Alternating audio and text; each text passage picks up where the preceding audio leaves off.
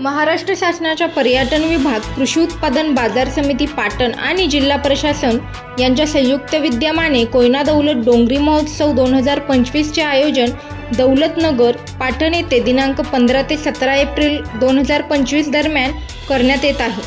शेती, ग्रामीण पर्यटन आणि स्थानिक संस्कृतीला प्रोत्साहन देण्याच्या उद्देशाने आयोजित हा महोत्सव ग्रामीण विकासाला चालना देणारा ठरणार आहे।